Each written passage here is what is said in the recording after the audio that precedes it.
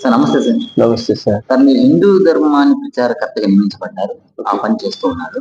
Sir వేదాంతం గోవింద రామానుజాచార్యులు గారు నేనేమడుగుతున్నాను మిమ్మల్ని, ఇప్పుడు హిందూ ధర్మం గురించి ఓకే. అయితే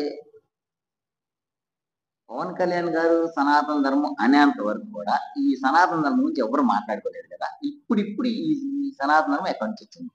సార్ సనాతన ధర్మం గురించి మాట్లాడాలంటే ఇప్పుడు దాకా కొంతమంది భయపడుకుంటూ ఉన్నారు. ఎందుకంటే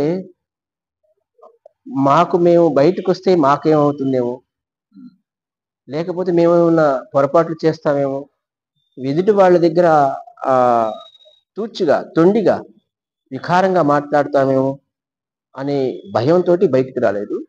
ఇప్పుడు శ్రీ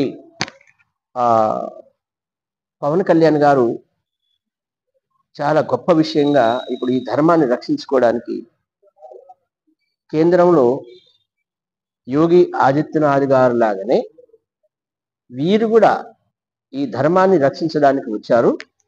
అయితే ఆయన ధైర్యంతో చూసి ఇప్పుడు అందరు కూడా ప్రజలు వారి బాటకి మళ్ళారు. ఓకే, అసలు హిందూ ధర్మం అంటే ఏంటి, సనాతన ధర్మం అంటే? సనాతన ధర్మం, హిందూ ధర్మం అవి రెండుగా వేరుగా మాట్లాడతారు. రెండు కూడా ఒకటి. అంటే హిందూ ధర్మం, సనాతన ధర్మం రెండు ఒకటి. సనాతన ధర్మం అనేది పుట్టక సావు లేకుండా ఉండేది సనాతన ధర్మం. హిందూ ధర్మం అనగా మన ఇండియాలోనే కాదు, ప్రపంచవ్యాప్తంగా పూర్వం నుండి కూడా ఈ ధర్మం అనేది ఉన్నది. దీనికి ఎప్పుడు పుట్టడము మరణం అనేది ఎక్కడా లేదండి. దాన్ని సనాతన ధర్మం అంటారు, హిందూ ధర్మం కూడా అంటారు. అంటే ఈ ధర్మానికి చావు పుట్టుకలు లేవంటారా? లేవండి. మరి చావు పుట్టుకలు లేనప్పుడు ఎవరు దీన్ని ప్రవేశపెట్టారు? ఎవరు ప్రవేశపెట్టేది దీనికి? మాకు పెద్దలు చెప్పినట్లుగా పూర్వం ఇప్పుడు శ్రీకృష్ణుడు ఉన్నాడు, మహారాజు ఉన్నారు, రాములు వారు ఉన్నారు, మరి అనేక మంది దేవతలు ఉన్నారు. వాళ్ళు చెప్పిన విధానంగానే మేము ఈ ధర్మాన్ని కాపాడుకుంటూ వస్తున్నాము. వాళ్ళ చెప్పిన విధంగానే మేము దీన్ని ఆశించి ఊహించుకొని నడుస్తున్నాం. సార్ హిందూ ధర్మాన్ని రక్షించాలి ఏమైంది హిందూ ధర్మానికి? హిందూ ధర్మానికి ఏమవుతుందంటే మత మార్పిడులు జరుగుతున్నాయి సార్. మెయిన్ మత మార్పిడి. రక్షణ అంటే అదే, ఎవరో కాదండి, మన హిందూ ధర్మములో ఉన్నటువంటి అనేక ఓసీ, బీసీ, ఎస్సీ, ఎస్టీ ఎవరైనా కావచ్చు, మార్పులు జరుగుతుంది. మార్పులు జరగడం వల్లనే మనది మనం రక్షించుకోవాలి అనే ఒక శబ్దం వస్తుంది అంతే. అంటే ఎవరు ఏ మతంలోకి మారినా సరే, అది హిందూ నుంచి ముస్లిం క్రిస్టియన్ సార్, ఇక్కడే ఉన్నాం కదా, భారతదేశంలో ఉన్నారు కదా వాళ్ళు. కరెక్ట్. కానీ ఈ భారతదేశంలో ఉన్నప్పటికీ మార్పిడి అని జరగకూడదు సార్. అది ఎందుకు జరగకూడదంటే, ఇప్పుడు భవిష్యత్తులో పోయిన భవిష్యత్తులో బ్రిటిష్ వాళ్ళు మన భారతదేశాన్ని వెళ్ళారు. మనకి ఎంత సమస్య తీసుకొచ్చారు వాళ్ళు, ఎంత బాధ పెట్టారు. ఇప్పుడు పేదవాళ్ళు ఉన్నారు, వాళ్ళ చూపు మొత్తం కూడా లేని వారి మీద, ఎవరైతే ఎస్సీ ఎస్టీలు ఉన్నారో వాళ్ళ మీద చూపు పెట్టి వాళ్ళని డైవర్స్ చేయాలి. వాళ్ళు చేస్తే మళ్ళీ ఇంతకుముందు కొట్టి తిట్టి వాళ్ళు మార్పిడి చేశారు. భారతదేశం ఎప్పుడైతే స్వతంత్రం వచ్చిందో అప్పటి నుండి ఎవరినైతే పట్టుకొని వాళ్ళని రివర్స్ తీసుకొస్తే మార్పులు జరుగుతాయి అనేది వాళ్ళకి అర్థమయ్యి ఆ లేని వాళ్ళని తీసుకొని మార్పిడి చేస్తున్నారు వాళ్ళు. అందుకే మార్పిడి అన్నారు. అయితే లేని వాళ్ళనే ఎక్కువ వాళ్ళు డబ్బులు ఇచ్చు, లేకపోతే ఇంకొకటి ఆశ పెట్టు. ఎందుకంటే లేని వాళ్ళకి ఆశ పుడుతుంది ఎప్పుడన్నా. ఇప్పుడు నాకు అన్నం లేదనుకోండి, మీరు అన్నం పెడతానంటే ఏమంటాను? సార్ మంచిది సార్, థ్యాంక్ యూ, కాస్త అన్నం పెట్టండి సార్ అనేది ఆశిస్తాం. అదే ఈ ఆశ కల్పించి ప్రతి ఒక్కదానికి కూడా మార్పులు జరుగుతుంది. ఇప్పటికి కూడా దానికే ఈ హిందూ ధర్మాన్ని రక్షించడం అనేది ఒక వ్యవస్థగా మేము చెప్తున్నాం సార్. ఓకే సార్, ఇప్పుడు వాళ్ళు మత మార్పులు జరుగుతున్నాయి అన్నారు కదా మీరు. అసలు వాళ్ళు మతం ఎందుకు మారుతున్నారో ఒక ఐడియా ఉందా మీకు అసలు? నేను చెప్తాను. Okay sir. Okay sir. మతం ఎందుకు మారుతున్నారు అంటే వాళ్ళు మీరు గుళ్ళోకి రానివ్వలేదంట.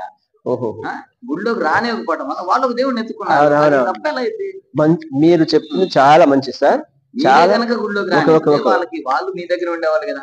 జెన్యూన్ సార్, మీరు మాట్లాడుతుంది జెన్యూన్, మీరు ఒరిజినల్ గా మాట్లాడుతున్నారు, ఇది వాస్తవం. అయితే ఒకప్పుడు తెలిసి తెలియక మా పెద్దవాళ్ళు, పూర్వం నుండి మా పెద్దవాళ్ళు వాళ్ళని దూరంగా పెట్టారు. తెలుసో తెలియక, అది ఏదో జరిగిపోయిందండి, అది తెలుసో తెలియక జరిగిపోయింది. దాన్ని ఇప్పుడు మేము మా రెక్క పక్కల్లోకి తీసుకురావాలని మేము కోరుకుంటున్నాము. అయితే వాళ్ళని ఎటు పోనివ్వము, మా దగ్గరికి మళ్ళీ మేము తీసుకురావాలని, మేము వాళ్ళతో కూడా ప్రయాణించాలని మేము కోరుకుంటున్నాం సార్. ఓకే సార్, ఇప్పుడు వాళ్ళందరూ కూడా మళ్ళీ హిందూ ధర్మంలోకి రావాలి సార్. వచ్చారు అనుకున్నామండి. వచ్చారు, వారు కూడా సనాతన ధర్మాన్ని ఆచరించాలి. సనాతన ధర్మంలో గనక ఆచరిస్తే గనక ప్రతి ఒక్క ఇంట్లో నుంచి ఒక ఆడపిల్ల జోగినిగా మారాలంట కదా. అది ఎవరు ఇష్టపడతారు? జోగిని కంటే మీకు అర్థం సార్, ఒక వేసిగా. అవునవునవునవును. మరి అట్లే సార్, అది తప్పు సార్. అది ఎవరు అధర్మంగా మాటలు చెప్పడం జరిగింది, అట్లా కాదు సార్. సనాతన ధర్మం అంటేనే అసలు అట్లా ఉండదు సార్. ఆ వేసిగా మారడం, లేకపోతే మీరు ఏదో చెప్పారు దానిలాగా మారడం అనేది అది కరెక్ట్ కాదు, అది వాస్తవం కాదు సార్. అది ఊహ, అట్లా మారడానికి వీలేదు సార్. ఈ పవిత్ర భారతదేశంలో అటువంటి వేశ్య అనే శబ్దం కూడా ఉండకూడదు సార్.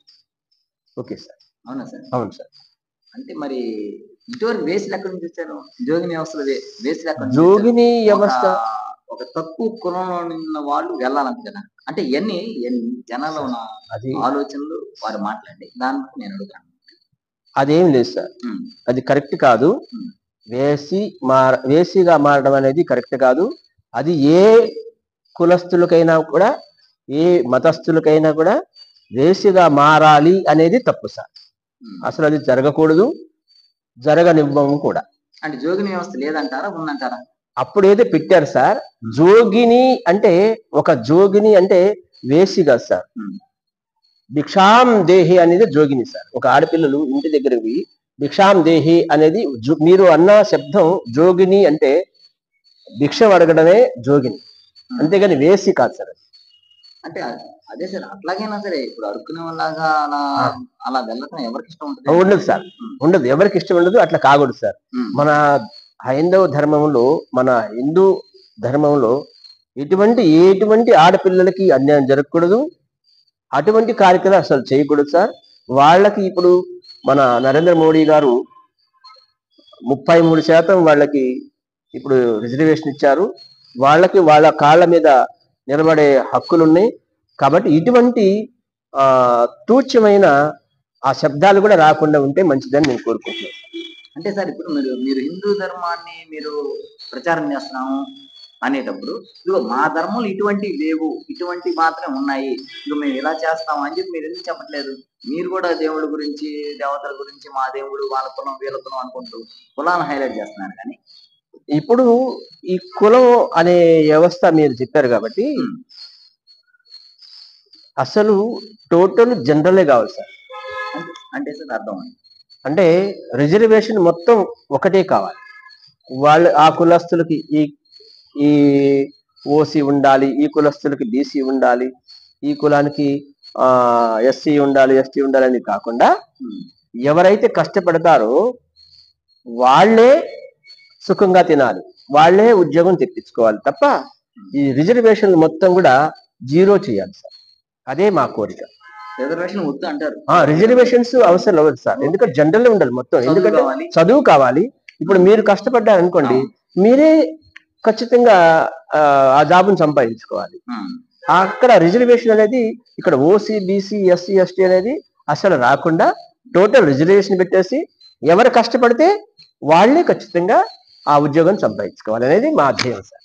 అంతేగాని ఇక్కడ ఎస్సీ, ఎస్టీ అనేది, ఓసీ, బీసీ అనేది లేకుండా టోటల్ గా జనరలే ఉండాలి సార్. మొత్తం జనరలే.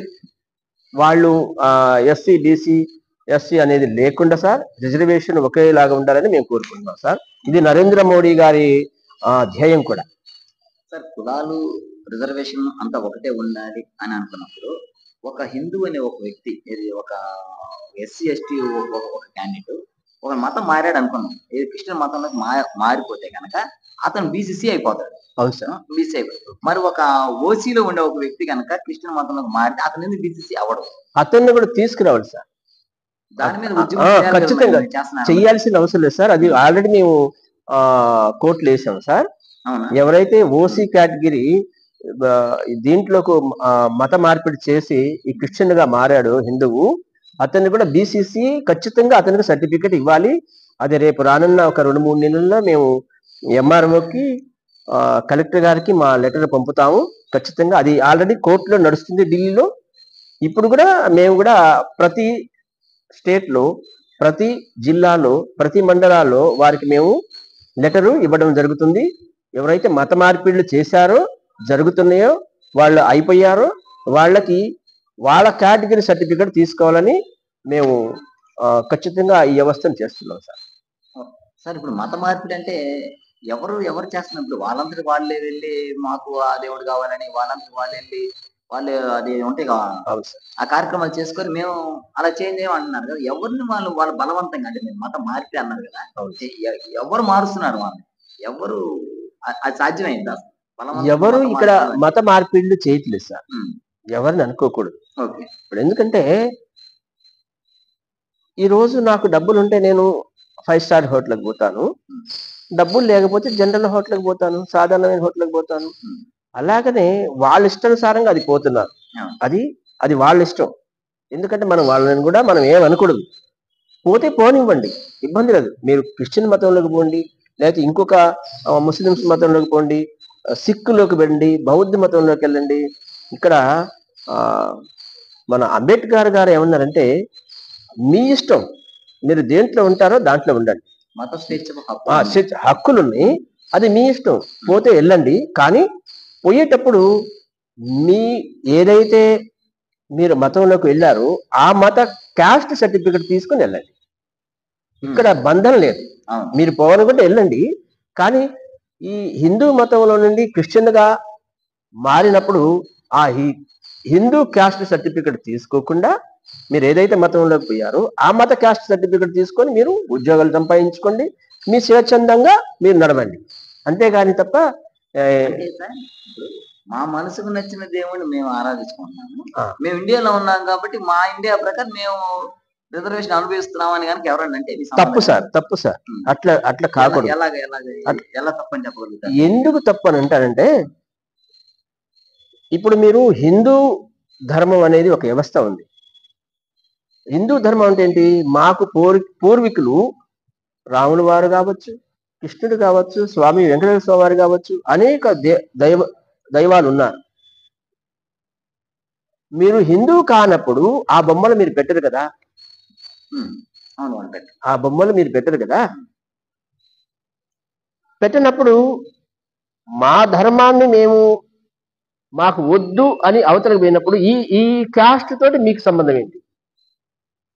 మీరు క్రిస్టియన్లోకి పోయారండి, క్రిస్టియన్లోకి పోయినప్పుడు ఆ సర్టిఫికెట్ తీసుకోండి మీరు, అంతే తప్ప నేను ఇప్పుడు ఒక పెళ్లి చేసుకున్నాను, ఈ భార్యతో సంబంధం ఉండాలి, ఈమెను పక్కన పెట్టి ఇంకొక ఆమెను నచ్చింది ఆమెతో కూడా ఉంటాను అంటే అది రూల్స్ ఒప్పుకోదు కదా. అది ఎంతవరకు మీకు అనిపిస్తుంది మర్యాద అనిపిస్తుందండి? కాదు కదా. ఇప్పుడు కోర్టు ఒప్పుకోదు కదా, రూల్స్ ఒప్పుకోదు కదా. కాబట్టి మీరు దీన్ని వద్దనుకున్నప్పుడు దీనికి రిజైన్ చేసి, ఇప్పుడు మీరు ఉద్యోగం చేస్తున్నారు సార్, ఆ ఉద్యోగాన్ని మా వద్దనుకున్నప్పుడు రిజైన్ చేసి ఇంకొక ఉద్యోగానికి పోయి ఇంకొక కంపెనీకి వెళ్ళండి సార్. ఇప్పుడైతే ఇప్పుడు టోటల్గా అసలు మీకు వచ్చే సమస్య వాళ్ళు రిజర్వేషన్ అనుభవిస్తున్నారనా లేకపోతే మతం మారారనా? రిజర్వేషన్ నిజమైన హిందువులు ఉన్నారు కదా, ఎస్సీ ఎస్టీల్లో నిజమైన మతంలోకి పోకుండా ఇదే ధర్మంలో ఉండి కష్టపడి చదువుకుంటున్న వాళ్ళు ఉన్నారు. మరి వాళ్ళకు దక్కాలి, కానీ మీరు అవతలకు పోయి ఈ ఆస్తిని వాళ్ళు అనుభవించడం కరెక్ట్ కాదు కదా. అది మా ఆలోచన. ఏంటంటే నిజమైన హిందువులకి ఆ సర్టిఫికెట్ ఇచ్చి ఆ ఉద్యోగాలు కూడా ఆ నిజమైన హిందువులకే ఇవ్వండి, అది మా ఆరాటం. కాదు సార్, ఇప్పుడు అంతా బాగానే ఉంది, మీరు చెప్పింది సంతోషంగా ఉంది. కానీ మీరు మాది మాది అన్నారు. వాళ్ళు కూడా మీ దగ్గర పుట్టినోళ్ళే. అవును సార్, దానికి వాస్తు సార్, జెన్యూన్ సార్. మాది మనం అనాలి కదా, మనం అనాలి కదా. అంటే సార్ వాళ్ళు మమ్మల్ని కాదని పోయినప్పుడు మరి మన వాళ్ళు అంటే వాళ్ళు ఊరుకోరు కదా. ఇప్పుడు ఇప్పుడు ఇప్పుడు జరుగుతుంది కార్యక్రమం ఏంటంటే, వాళ్ళు అవతలకు పోయిన తర్వాత వాళ్ళు పరాని వాళ్ళు అన్యులు అంటున్నారు మమ్మల్ని. అన్యులు అంటే ఏంటి? అసలు ఏమి ఎరగని వారు, వాళ్ళకి ఏమి తెలియని వాళ్ళు. ఇక్కడ నుంచి వెళ్ళిపోయి వాళ్ళే మమ్మల్ని ఏమంటున్నారంటే, మా ధర్మాన్ని వీళ్ళు అన్యులు అంటున్నారు, వాళ్ళేమో జెన్యూన్ అంటున్నారు. అది మాకు అది బాధ అనిపిస్తుంది. మేమేమంటుందంటే వెళ్ళారు కానీ మళ్ళీ ఇట్లా పిచ్చి మాట అవన్నీ కాకుండా మీరు వెళ్ళండి, మిమ్మల్ని ఎవరు ద్వేషించరు, ఎవరు అడ్డు పెట్టరు, ఎవరు మిమ్మల్ని మాటలు కూడా అనరు. మీరు వెళ్ళేటప్పుడు మా క్యాస్ట్ సర్టిఫికెట్ మా కాడ ఉంచితే, మా వాళ్ళు వెనక ఉన్నారు పేదవాళ్ళు, ఎస్సీ ఎస్టీలు, వాళ్ళకి ఈ ఉద్యోగాలు ఖచ్చితంగా చేసుకోవాలి. మీరు చెయ్యకండి, మా ఉద్యోగాలు మీరు చేయకండి. మీ ఏదైతే రిజర్వేషన్ లో ఉన్నారో ఆ క్యాస్ట్ మీద మీరు ఎగ్జామ్స్ రాసుకోండి, మీకు దక్కితే మీరు తీసుకోండి. కానీ మా కాస్ట్ సర్టిఫికెట్ తీసుకొని ఉద్యోగాలు సంపాదించుకోండి. మమ్మల్ని అన్నిలు అనడం కరెక్ట్ కాదండి, అది భావ్యం కాదు. కాబట్టి మీకు దయతో చెప్తున్నాను, మీరు మారండి, ఇబ్బంది లేదు, మీ ఇష్టానుసారంగా మీరు ఉండండి, కానీ మమ్మల్ని మోసం చేసి మీరు తినకండి, అది మా బాధ. స్వామి, యాక్చువల్ మేమే నాకు చాలా మంచి అభిప్రాయం. ఎందుకంటే మీరు చేసే సేవ గురించి, మీరు మీ బిహేవియర్ గురించి నాకు తెలుసు. నాకు ఇప్పుడు కూడా మీరు చాలా సాదాసీదా, ఒక జాతీయ స్థాయి మీకు ఉండి కూడా మీరు చాలా సాదాసీదా నడుచుకుంటూ వచ్చి కూర్చున్నారు మీరు. ఓకే, ఇంత ఇంత సాదాసీదా వ్యవహరించే వ్యక్తి హిందూ ధర్మాన్ని రక్షిస్తాను అని చెప్తా, మీరేం చెప్పాలనుకుంటారు జన? సార్, ఈ వ్యవస్థ ఎందుకు వస్తుందంటే, మాకు మా గురువు గారు అటువంటి యోగి ఆదిత్యనాథ్ గారు, వారి టీంలో విశ్వ హిందూ మహాసంఘ్ భారత్ అనే వరల్డ్ హిందూ ఫెడరేషన్, వారి టీంలో నేను భారతదేశ హిందూ ధర్మ ప్రచారకుని. వారు నాకు ఈ పదవి ఇచ్చారు. వారు ఏమంటారంటే, ధనం కోసం ఎప్పుడైతే మీరు పోరాడతారో మీరు ధర్మాన్ని పాటించలేరు, ధర్మాన్ని రక్షించలేరు. ధనం అంటే ఇప్పుడు మీరు ఏదో ఊహిస్తారండి, మీరు నాకు డబ్బులు ఇవ్వలేరు, నేను సహాయం చేయలేను. అలాగే యోగి గారు కూడా ధనాన్ని ప్రేమించకండి. ఇప్పుడు నేను కోరుకుంటే ఆల్రెడీ నేను ఒక ఇన్నోవా కారు, బెంజ్ కారు తీసుకుంటా 50-60 లక్షలు పెట్టి కూడా. కానీ నాకు ఆ ఎంజాయ్ జీవితం అవసరం లేదు, నాకు ఆ లగ్జరీ జీవితం అవసరం లేదు. ఎందుకంటే ధర్మాన్ని రక్షించే ప్రతి వ్యక్తి కూడా ధనం కోసం పోకూడదు. యోగి గారు కూడా ఇప్పటికీ కూడా ఆయన పేరు మీద ఏమీ ఉండవండి. ఆదిత్యనాథ్ యోగి గారి పేరు మీద ఒక బ్యాంక్ బ్యాలెన్స్ కానీ, లేదా ఆయన ఎంజాయ్ జీవితం కానీ ఉండదు, ఎందుకంటే ఆయన సన్యాసి కాబట్టి. తర్వాత వాళ్ళ అమ్మగారు మొన్న ఆరోగ్యం బాగలేకపోతే జనరల్ హాస్పిటల్లో, ఒక గవర్నమెంట్ ప్రభుత్వ హాస్పిటల్లో వారిని జాయిన్ చేశారు. మరి ఆయన ఒక మంచి హాస్పిటల్లో కొన్ని లక్షలు పెట్టి చూపించవచ్చు కదా. ఆయన ఏమంటాడంటే, ఈ సొమ్ము అమ్మకు పెట్టకుండా ఇంకొకరికి ఉపయోగించుకోవచ్చు అని ఆయన భావం. కాబట్టి ధర్మం ద్వారా నడిచే వాళ్ళు ధనంతో అవసరం లేదనేది మా అధ్యయనం సార్. మాకు అటువంటి ధనం అవసరం లేదు, మాకు లగ్జరీ జీవితం కూడా అవసరం లేదు. మాకు ఈ బట్ట ఉంటే చాలు, కాస్త మీలాంటి వారు మాకు ఒక ముద్ద అన్నం తినిపిస్తే మాకు అంతకన్నా గొప్ప మాకు ఎటువంటి ఆశలు లేవు సార్. ఏమంటే ఇప్పుడు కుర్రలు ఉన్నారు, యూత్ ఉన్నారు. యూత్ సార్ ఎవరైనా మళ్ళీ మీలాంటి వాళ్ళకి ఆకర్షింపబడి మీ మాట నచ్చి మళ్ళీ హిందూ ధర్మంలోకి వచ్చేయాలనుకున్నాను, వాళ్ళందరూ కూడా ఇట్లాంటి బట్టలు వేసేసుకుని తిరగాలి? అట్లేం లేదు సార్, అలేం సార్, అలాగే ఏం లేదు. మేము పీఠాధిపతులు సార్. మాకు పీఠాధిపతి అంటేనే ఒక ధర్మాన్ని రక్షకుడు అనే ఆలోచన ఉంటుంది.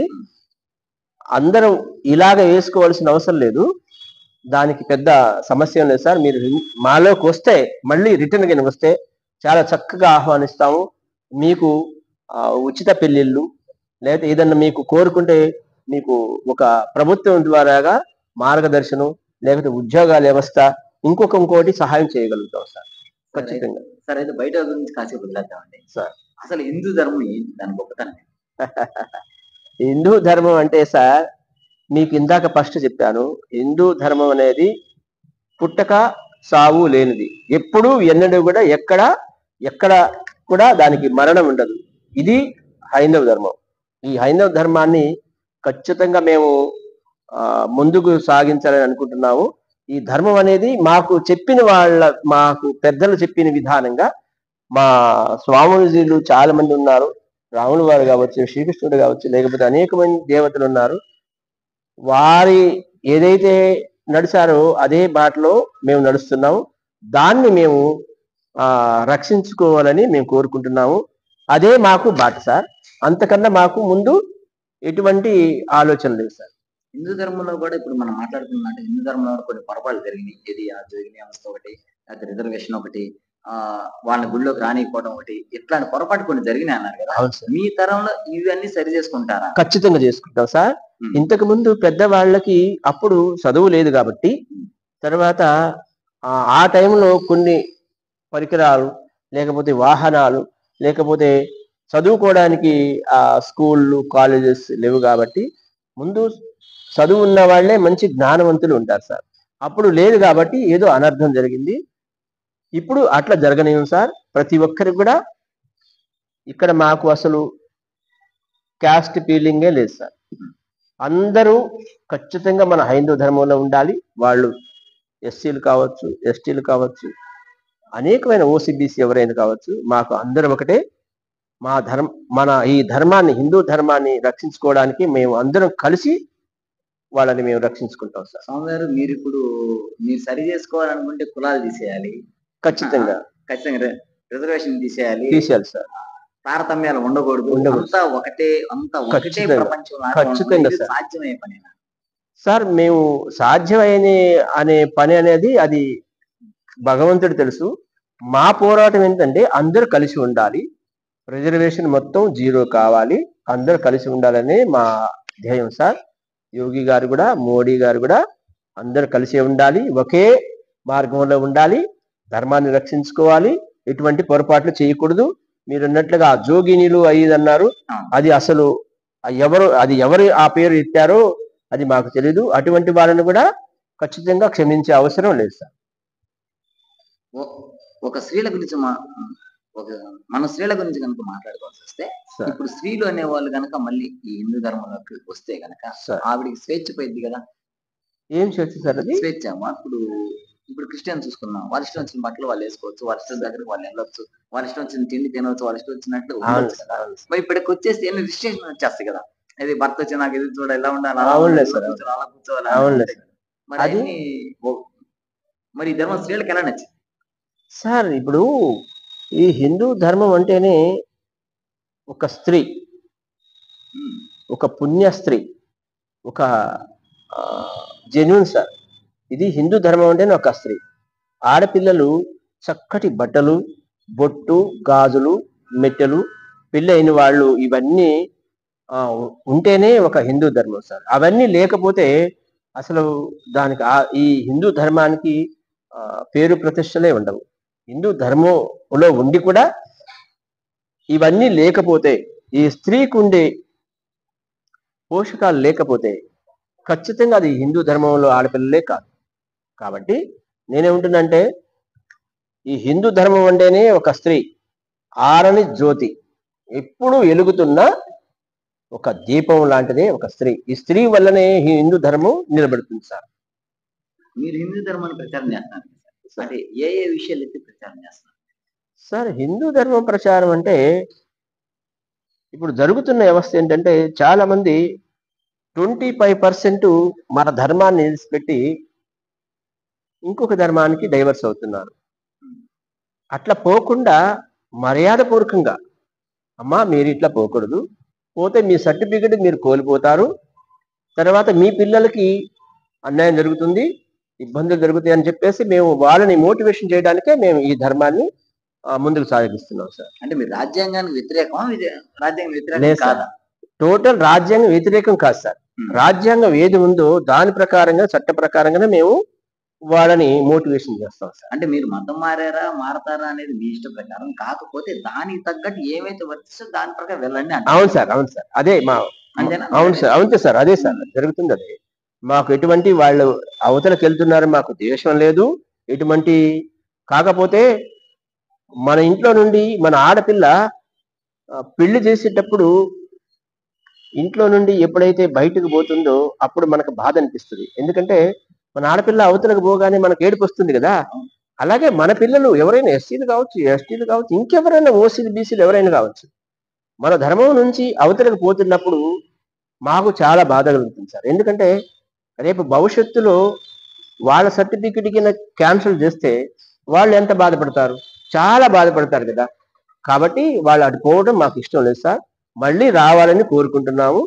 జీవితంలో ఎటువంటి పొరపాట్లు చేయకుండా ఉంటారని కోరుకుంటున్నాను సార్. సార్ మీరు యోగి ఆదిత్యనాథ్ గారి దగ్గర కూడా వెళ్ళారని నేను విన్నాను. అవును సార్. ఆయనతో మీకు మంచి సంబంధాలు కూడా ఉన్నాయని చెప్పి నాకు తెలుసు. అవును సార్. అయితే మీరు వెళ్ళినప్పుడు ఈసారి కనుక ఆయనతో, అంటే ఆయన స్థాయి నుంచి ఒక ప్రకటన ఇప్పించగలరా? మేము సనాతన ధర్మాన్ని ప్రవేశపెట్టి మేము కులాలు తీసేస్తాము, రిజర్వేషన్ తీసేస్తాము, అంత సమానమే అని ఆ స్థాయిలో మీరు ప్రకటన ఇప్పిస్తే సార్ చాలా మంది నమ్ముతారు కదా. ఓకే సార్, అది ఆల్రెడీ కోర్టులో నడుస్తుంది సార్. ఇప్పుడు మోడీ గారు కానీ యోగి గారు కానీ హై స్థాయిలో ఉన్న ఇండియా లెవెల్లో ఉన్న వాళ్ళు ఎవరు కూడా వాళ్ళ సొంతగా వాళ్ళు పనిచేయరు. వాళ్ళు రూల్స్ ప్రకారంగా నడుస్తారు. అది ఆల్రెడీ మీరు అన్నది కూడా కోర్టులో నడుస్తుంది. కానీ ఆ కోర్టులో మరి ఆ కోర్టు నిర్ణయించాలి కదా, ఫలాని వ్యవస్థని అటు పోతే ఖచ్చితంగా మీకు ఈ సర్టిఫికెట్ ఇస్తారని వాళ్ళ దగ్గర డిక్లరేషన్ రావాలి.